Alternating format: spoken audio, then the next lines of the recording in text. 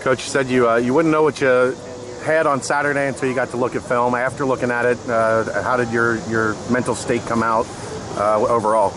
It was competitive. There's good on both sides. We had some big plays on offense, and when you really look at that, that's what leads to points. And some people, well, that's obvious. That guy makes a 65-yard run, it's a touchdown. No, but when you get those plays of those runs of over 12 yards or those passes over to 16, every single one that had a play of that led to points. So you can look at it offensively as you got to create big plays.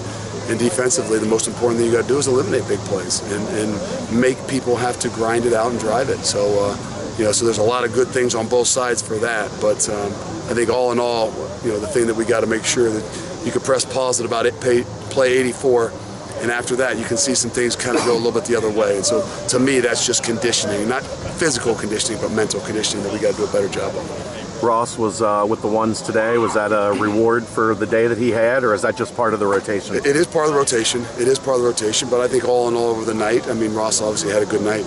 And, whether they graded very similar, production-wise and things like that. And again, Hayden had an issue where he hurt his groin and couldn't finish probably the last 20 of his reps. But it was a good battle, and Ross did probably a little bit better and came out. If you said who was more productive in the scrimmage, it was Ross.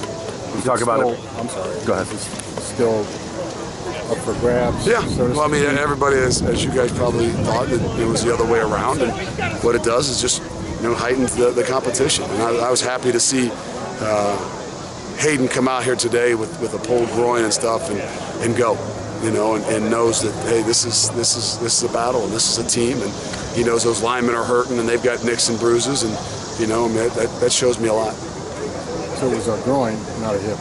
Groin, hip. You'd have to get the medical terms on all those things, but it's somewhere in that region. It's all connected to the hip bone, right? It's not something that I think is something that's going to hold him out for a long time. It comes a little more tolerance, and they don't feel like it could get a whole lot worse. It's going to be maintenance and tolerance. You talked about this being an offensive and defensive line program. How do you think that offensive line looked once you had a chance to look at the tape, and how are they coming along, especially the first unit as a group? I think we've got 7 guys right now that we're kind of saying, hey, these are the guys, and we've got to find a way to work that mix. But I thought they did a great job in protection. I don't really, some of the early on shots where there was hit the arm, as the bad protection wise, it wasn't really, somebody per se beating somebody and then turning a guy loose off the edge based on setting the protection the wrong way. But for all in all, I thought they gave the quarterbacks an opportunity because it all starts with protection. Your new receiver, Jacoy, obviously been here a day or two. What do you know about him? What can you say about him? We don't know a ton. We know he's a big kid.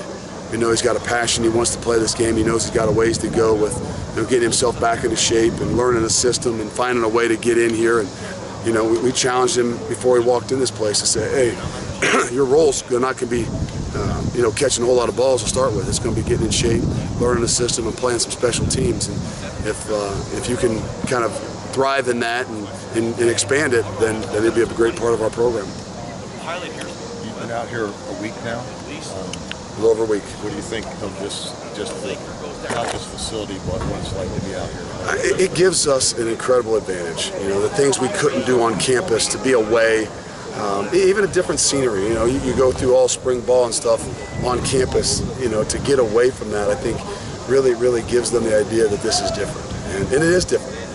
Spring ball is completely different, and the preparation to win games and to play for championships has got to be something different. So I think whether we wanted to stay at home or not, I think this is a great change for us, and I think it really not just because it's a great facility, but I think mentally it tells them this is about something a lot different. What's it like for you? Like how you spend your time and being away from the family? It's difficult in some of those things, but it does allow us to truly focus in on what it is we're doing. What's the difference if you're driving 20 minutes to get home, if you're on campus and you're getting home at midnight and leaving again at 5:30? The easier thing is you only have to walk 100 yards to go to bed, and walk 100 yards to get back up and get rolling in the morning. So and again, we want to be able to get our families and things around here and out here, and so our guys can see them as well. How much free time do you get? Not a whole lot. It's not a whole lot. You know, I mean, my free time is to get things ready is usually when they're in meetings. If I'm not doing something specific with the guys, but you know, I spend a lot of time getting ready with the special teams and doing that stuff when those guys are in meetings, so that we're prepared to walk on the field and pretty much have everything scripted out and know exactly what we want. Do you get time to do anything for yourself, like read a book or anything? If I tried to read, I'd probably fall asleep after the morning meeting. So when we're done with special teams, we have about a 40-minute, 30-minute morning meeting, and that's when I get my workout. Before we come out onto the field. It was at 6 a.m. to 6:45 before our staff meeting, but now it's going to be, hey, that's a good 40 minutes right there where I can go get my mind right and get loosened up and be the guy with the energy when they walk on the field. You like the food? I do. I love it. It's variety. That's what's so different. I mean, if you were out here like we are on campus for 8 months a year and you ate the same things, but to be out here for 2 weeks and to be able to mix it up, it is an awesome change, not just for us, but most importantly for the kids. Best meal so far? I'm not sure. Everybody says the steaks, but I'm not sure that just the dumplings and pot pie. I mean, those are things that are unique and different that I probably wouldn't eat normally. So, between that and Rice Krispie treats and some peanut butter bars, desserts are. I think we're going to have some guys that probably gain 12 pounds when they're out here. You think I could get a room now? Yeah, you know what? We've got still some left open in the lodge over there. 306. But if you want to be a part of the program, you got to start off in the bunks. So we got plenty of bunks if you really need to. Yeah, so that, like one of the players mentioned that the freshmen are in a different facility than everybody else. No. All the freshmen are, but some of the older guys are too. If you didn't earn it, if you weren't, a CPAL Pride member or make it to the black shirt over the summer, you start off in the barracks. So even guys who were injured, they couldn't be, fully in from the summer. Your Cortezes of the world, and they start off in the barracks until they, practice and earn it, and then they move up to the lodge. And then they get their own room, or they share a room. They share a room. They share another guy. Yeah. As opposed to being in the military barrack style. So I have to start in the barracks. You got to start in the barracks. That'd go well. See how invested you want to be.